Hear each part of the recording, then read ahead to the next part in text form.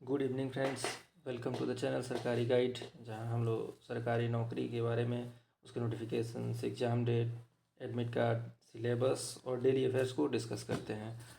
तो आज हम लोग डिस्कस करने वाले हैं एनटीपीसी का जो वैकेंसी आया है। एनटीपीसी 12th लेवल पे भी, मतलब इंटरमीडिएट लेवल पे भी आया है और ग्रेजुएशन लेवल पे भी आया है।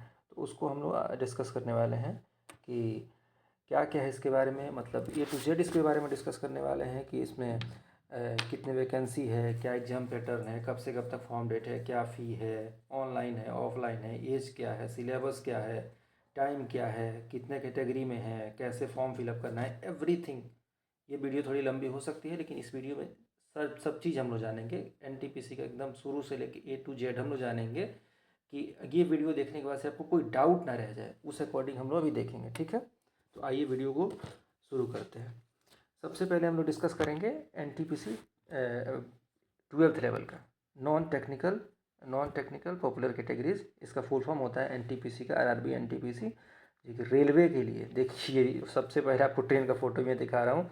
रेलवे की नौकरी के लिए ये आपको मौका है। अभी तो एनटीपीसी जैसे कैलेंडर जब से रेलवे जारी किया तो उसमें बता रहा है कि हर साल वैकेंसी आएगा, लेकिन ठीक है, चुनावी साल जब होता है तो थोड़ा वैकेंसी ज़्यादा आता है, आपको ही पता है ये चीज़। और चुनावी साल नहीं आता तो वैकेंसी कम हो जाता है। जब से हर साल देना है तो वैकेंसी तो आप कम होते जाएगा।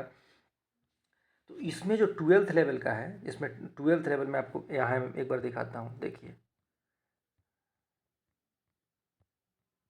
देखिए, ये 12th लेवल में आप देख पा रहे होंगे। यहाँ मैं आपको दिखा देता हूँ ऐड करके। ये देखिए, यहाँ से देखिए, ये अब 4 पोस्ट आपको मैं कर दिया हूँ मार्क। देख रहे हैं, कमर्शियल कम टिकट क्लर्क, अकाउंट्स क्लर्क कम टाइपिस्ट, जूनियर क्लर्क कम टाइपिस्ट और ट्रेन क्लर्क।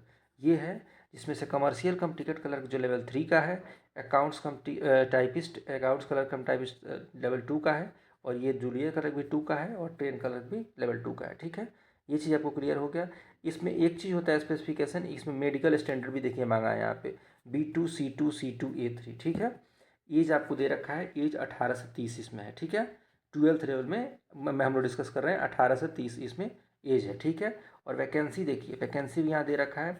इसमें सबसे पहले इस वाले में 2424, इसमें 394, 163 और 77। जी, यहाँ से क्लियर आपको अच्छे से दिख जाएगा कि टिकट कलर का 2424 वैकेंसी है, टाइपिस्ट का 394 है, जूनियर कलर का 163 है और ट्रेन कलर का 77 है। मतलब टोटल 3058 वैकेंसी है। टोटल 3058 का वैकेंसी है, 3058, 3058 का। ठीक है, इसमें एक चीज़ आपको ध्यान रखना है, इसमें मेडिकल स्टैंडर्ड जरूर मांगा जाता है। मेडिकल मांगा जाता है इसमें जरूर, मेडिकल कंपलसरी इसमें होता है।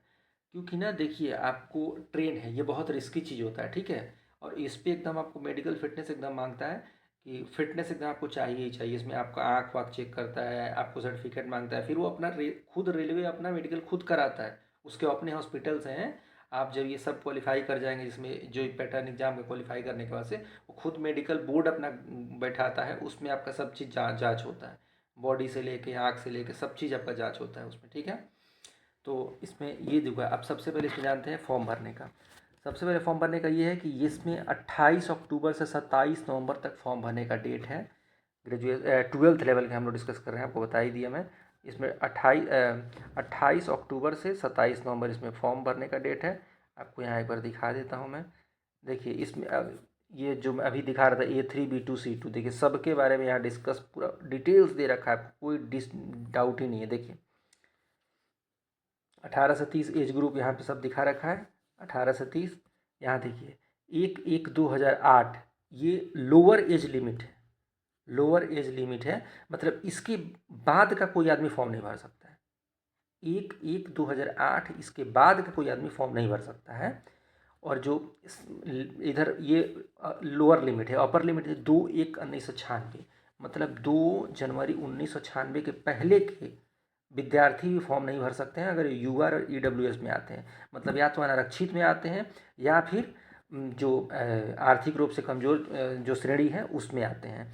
तो ये दोनों 2/1/1996 से पहले के होंगे तो नहीं भर सकते हैं। OBC NCL वाले 2 जनवरी 1993 के पहले होंगे तो नहीं भर सकते हैं, और SC ST 2 जनवरी 1991 के पहले होंगे तो फॉर्म नहीं भर सकते हैं। ठीक है, ये सारी बातें तो मुझे लग रहा है आपको सब अच्छे से पता है।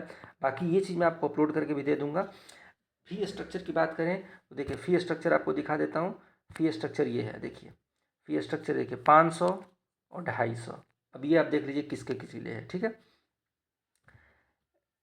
जो भी सीरियल नंबर 2 में देखिए, सीरियल नंबर 2 पहले देख लीजिए 250 किसके किसके है, SC ST, एक्स सर्विसमैन, दिव्यांग जिसको बोलते हैं, PWD, फीमेल, ट्रांसजेंडर और माइनॉरिटीज़ और EBC, ठीक है। माइनॉरिटीज़ में आपको जिसको जैसे इंडिया माइनॉरिटीज़ हम लोग मुस्लिम में अकाउंट बोलते हैं उसको, ठीक है। अब देखिए ये यहाँ पे क्वेश्चन दे रखा है कि EBC should not be confused with OBC और EWS। EBC जो है वो OBC और EWS नहीं है, इसको बिल्कुल अलग समझिएगा, ठीक है। इसमें 250 इतने लोग का फ़ी है। लेकिन अगर आप इसमें प्री में, जैसे इसमें जो प्री में अगर आप अपीयर होते हैं इसके एग्जाम में, तो 250 का 250 आपका रिटर्न हो जाएगा, ठीक है। अब इसमें जो कैटेगरी दे रखा है, बाकी सारे कैंडिडेट कौन से बच गए, जैसे UR बच गए, अनरिजर्व, OBC बच गए, EWS बच गए, इन लोग के लिए 500 फ़ी है और 400 रुपये आपका स्टेज 1 में अपीयर होने के बाद रिपेयर हो जाता है, रिफंड हो जाता है। जैसे 500 रुपया फ़ी दे दिए, फॉर्म भर दिए, एग्जाम में अपीयर हुए तो आपका 400 रुपये रिफंड कर दिया जाएगा, ठीक है। ये नियम है। यहाँ तक मुझे उम्मीद है कि आप सारी बातें समझ गए होंगे। एक बार फिर बताता हूँ, 12th लेवल की पोस्ट की हम लोग बात कर रहे हैं NTPC के, जिसमें 3058 पोस्ट है। CBT1 और CBT2, इसमें 2 पेपर होता है। यूँ बोले तो प्री और मेंस बोल सकते हैं इसको। CBT1 देखिए यहाँ लिखा है, जो CBT1 इसको मैं समझा देता हूँ, 1 मिनट, ये देखिए यहाँ लिखा हुआ, देखिए फर्स्ट टेस्ट से CBT यहाँ लिखा है, मतलब जो 400 रिफंड होगा। तो CBT का मतलब होता है कंप्यूटर बेस्ड टेस्ट, मतलब ये दोनों टेस्ट ऑनलाइन ही है। फर्स्ट स्टेज मतलब प्री हो गया, तो प्री में तो प्री होता है CBT भी, और फिर CBT2 भी होता है, ठीक है। तो इसमें आपको इतना बता दिया गया है, एज 1830, फ़ी 500, सब कुछ ऑनलाइन मोड में फॉर्म भरना है। मतलब यहीं से आप NTPC की वेबसाइट से, RRB की वेबसाइट पे, जिस RRB में आपको फॉर्म भरना है वहाँ का RRB का लॉगिन करेंगे, या फिर सिंपल आपको सरकारी रिजल्ट co.in पे जाना है, वहाँ से आप इजीली फॉर्म भर सकते हैं। वहाँ अप्लाई ऑनलाइन का इजीली ऑप्शन आ रहा है। और फॉर्म भरने का डेट देखिए एकदम लास्ट अब चल रहा है, 27 नवंबर है। तो जितना जल्दी हो सकता है आप लोग फॉर्म भर लीजिए, इसमें डिले करने का कोई मतलब नहीं रह गया, ठीक है। हम लोग CBT1 का सिलेबस भी एक बार डिस्कस कर लेते हैं, ठीक है। CBT1 का सिलेबस डिस्कस कर लेते हैं, फिर आपको फॉर्म भरने का प्रोसेस बता दूंगा मैं। तो CBT1 का सिलेबस में ये है कि जनरल अवेयरनेस 40 नंबर का आता है। जनरल अवेयरनेस 40 नंबर का आता है। जनरल अवेयरनेस में क्या क्या आता है, तो आपको जनरल अवेयरनेस में आता है हिस्ट्री, ज्योग्राफी, ठीक है, पॉलिटी, इकोनॉमिक्स और साइंस। ये रहा जनरल अवेयरनेस का सिलेबस। मतलब 40 क्वेश्चन आता है, 40 क्वेश्चन में जितना बताएं वो सब कुछ आएगा। साइंस में आप बायो, फिजिक्स और केमिस्ट्री तीनों को मैं बोल रहा हूँ। साइंस का मतलब यूनाइटेड में एक ही जगह बोल रहा हूँ, लेकिन आप फिजिक्स, केमिस्ट्री, बायो तीनों समझिएगा, ठीक है। फिर एक बार रिपीट कर देता हूँ, history, geography, polity, economics, science, science में फिजिक्स, केमिस्ट्री, बायो और करंट अफेयर्स। करंट अफेयर्स तो मस्ट इंपॉर्टेंट है, करंट अफेयर्स का क्वेश्चन आता ही आता है, ठीक है, ये ध्यान रखिएगा। ये हो गया GA 40 नंबर, जनरल अवेयरनेस 40। यहाँ से मैं आपको एक बार स्क्रॉल करके नीचे लेके जाता हूँ, जहाँ आपको डिटेल्स दे रखा है। वैसे मतलब बोल रहा हूँ मैं, GA 40 नंबर आपको समझ में आ गया मैं क्या बोल रहा हूँ, ठीक है। जनरल अवेयरनेस 40 नंबर का, उसके बाद मैथ्स 30 नंबर का और रीजनिंग 30 नंबर का। मैथ्स और रीजनिंग में तो मुझे नहीं लग रहा आपको कुछ समझाना है। मैथ्स और रीजनिंग क्या, मैथ्स 30 नंबर का और रीजनिंग 30 नंबर का। ये रहा फर्स्ट टेस्ट, CBT आपको दिखा दिया। यहाँ से एक बार दिखा देता हूँ मैं आपको,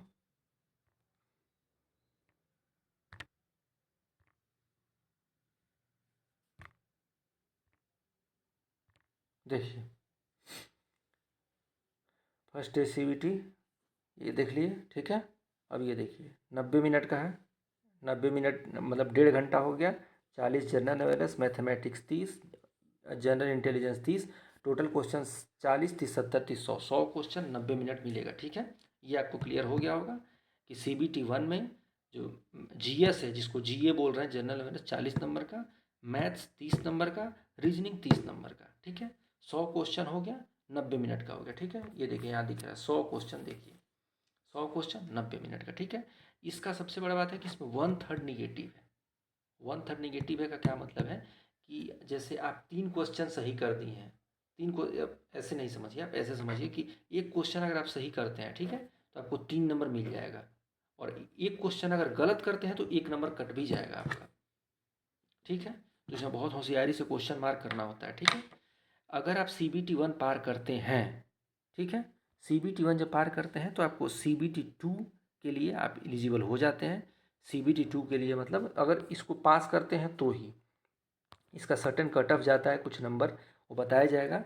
जैसे मान लीजिए कि इसमें पोस्ट है, मान लीजिए 3058, ठीक है। तो इसका 15 गुना रिजल्ट दिया जाता है CBT 2 के लिए। 15 गुना का मतलब हो गया इसमें लगभग लगभग 47,000 बच्चे, 46,000 बच्चे इसमें पास होंगे, ठीक है। 46-47,000 बच्चे पास होंगे। तो इसमें अगर आप रहते हैं तो आपको CBT 2 देने का मौका मिलेगा, और आप बिल्कुल रहिएगा, मुझे उम्मीद है कि आप इसमें रहिएगा ही रहिएगा CBT 2 के लिए। और इसलिए मैं बोल रहा हूँ रहिएगा क्योंकि मैं आपको जिस तरह का गाइड हो सके मैं आपको करूँगा। जिस तरह जो भी प्रॉब्लम हो, जो भी कंप्लेंट हो, आप कमेंट में बताइएगा। मैं आपको पर्सनल लेवल पे हेल्प करने की कोशिश करूँगा जितना हो सकता है। तो इसलिए आप CBT 1 तो आएंगे ही आएंगे। अब सेकंड स्टेज की बात करते हैं। सेकंड स्टेज में सिलेबस सेम रहेगा। देखिए सेकंड स्टेज में सिलेबस एकदम बिल्कुल सेम है, GA, मैथ्स, रीजनिंग, ठीक है। इसमें चेंज देखिए क्या हुआ है। जो वहाँ जनरल अवेयरनेस 40 नंबर का था, यहाँ 50 नंबर हो गया, और जो वहाँ 30-30 नंबर का था वो 35-35 नंबर का हो गया, ठीक है। मतलब 40 क्वेश्चन जो था वहाँ यहाँ 50 क्वेश्चन हो गया है। जो मैथ्स का 30 क्वेश्चन था यहाँ 35 क्वेश्चन हो गया, और जो रीजनिंग का वहाँ 30 क्वेश्चन था यहाँ 35 क्वेश्चन हो गया। टोटल 120 क्वेश्चन हो गया। लेकिन टाइम जो है आप देख रहे होंगे बिल्कुल बिल्कुल सेम है। मतलब वहाँ भी 1.5 घंटे, यहाँ भी 1.5 घंटे। तो CBT 2 यहीं पे थोड़ा सा डिफ़िकल्ट हो जाता है। यहीं पे थोड़ा सा जो मेंस इसको बोलिए, इसीलिए इसको मेंस कहा जाता है कि प्री तो क्वालिफाई कर लीजिएगा। यहाँ आपको टाइम का मारामारी होता है, क्योंकि आप देखिए 70 क्वेश्चन मैथ रीजनिंग का बनाने के लिए अगर आप बहुत अच्छे स्टूडेंट्स भी हैं अगर बनाने में, तो आपको 50 मिनट लग जाएगा, बहुत अच्छे स्टूडेंट है तो। क्योंकि इसमें थोड़ा सा कैलकुलेटिव क्वेश्चन भी आता है। चूँकि मैथ्स का आपको बता दूँ, मैथ्स में मेंस जैसे मैथ्स में जो होता है वो एडवांस मैथ्स का क्वेश्चन उसमें बहुत कम पूछा जाता है। तो अर्थमेटिक का क्वेश्चन होता है। अर्थमेटिक का अगर बोलूँ तो simple interest, compound interest, percentage, profit loss ratio, proportion, इस तरह के टॉपिक से क्वेश्चन होते हैं। तो इसका क्वेश्चन जो होता है थोड़ा कैलकुलेटिव होता है, ठीक है। तो कैलकुलेटिव होता है, तो इसलिए बोल रहा हूँ टाइम टेकिंग प्रोसेस में होता है। और यही चीज़ CBT 2 में आपको थोड़ा सा जितना, लेकिन प्रैक्टिस करने पे कोई दिक्कत नहीं होने वाला है। अगर आप प्रैक्टिस अच्छे से करेंगे तो ना ही मैथ में दिक्कत होना है, ना ही रीजनिंग में दिक्कत होता है, ना ही CBT 1 में दिक्कत होगा, ना ही CBT 2 में दिक्कत होगा, ठीक है। तो आप बिल्कुल आराम से तैयारी करें। निगेटिव का प्रोसेस सेम है, वहाँ भी 1/3 निगेटिव, यहाँ भी 1/3 निगेटिव, ठीक है। मुझे उम्मीद है यहाँ तक आपको क्लियर हो गया होगा। और फॉर्म भरने का एक बार आपको बता देता हूँ क्या करना है। फॉर्म भरने में आपको 2 डॉक्यूमेंट्स अपलोड करना है, ठीक है। डॉक्यूमेंट्स ये अपलोड करना है कि आपको सिग्नेचर अपलोड करना है अपना, ठीक है। सिग्नेचर आप कहीं पेपर पे करेंगे, ब्लू या ब्लैक पेन से करके सिग्नेचर, ब्लू पेन से ही आप करें। यहाँ एक जगह इसमें लिखा हुआ है, देखिए दिखा देता हूँ मैं।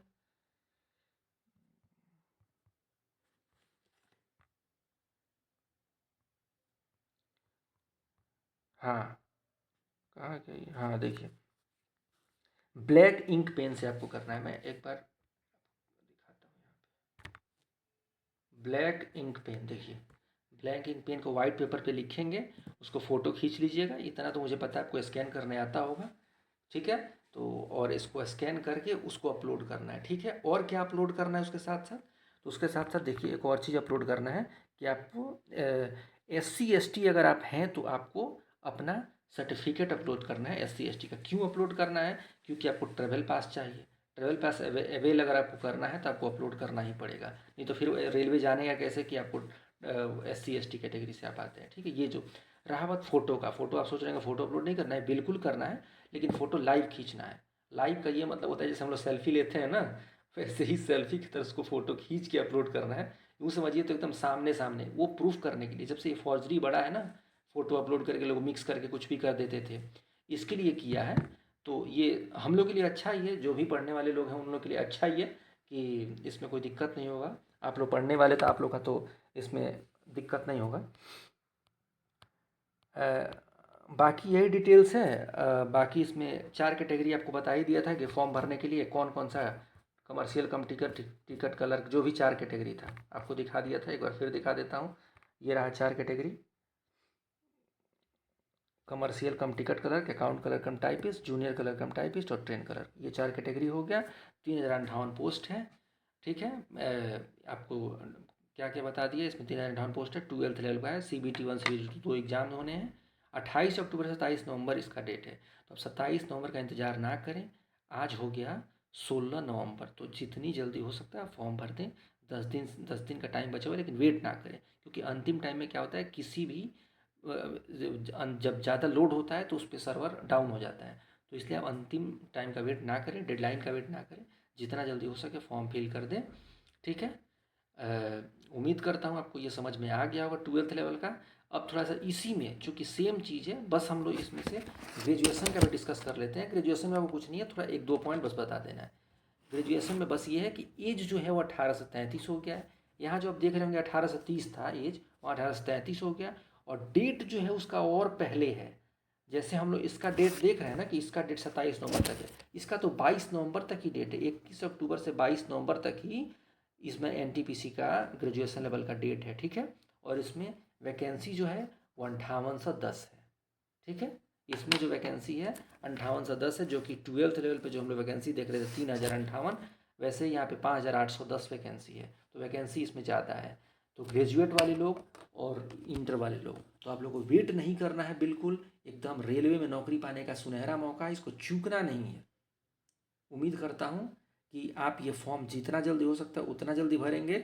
और उम्मीद ये भी मैं कर रहा हूँ कि मैं जो भी आपको इन्फॉर्मेशन इस वीडियो में दे रहा हूँ आपको अच्छा लगा होगा, समझ आया होगा। अगर कहीं फिर आपको कोई दिक्कत लगेगा तो आप कमेंट में उस बात को ज़रूर पूछिएगा कि ये मुझे समझ नहीं आया, ये दिक्कत है। सिलेबस चाहिए आपको, कोई हेल्प चाहिए, किसी तरह का हेल्प चाहिए कि मुझे मैथ में दिक्कत है, रीजनिंग में दिक्कत है, मुझे GA में कोई भी दिक्कत है, आप कमेंट में ज़रूर पूछिए। मैं आपको हर संभव मदद करने का प्रयास करूँगा। ठीक है। तो बाकी हम लोग तो वीडियो को यहीं पॉज करते हैं तब। वीडियो अगर आपको अच्छा लगा हो तो वीडियो को लाइक करें, शेयर करें और चैनल को सब्सक्राइब करें। ठीक है।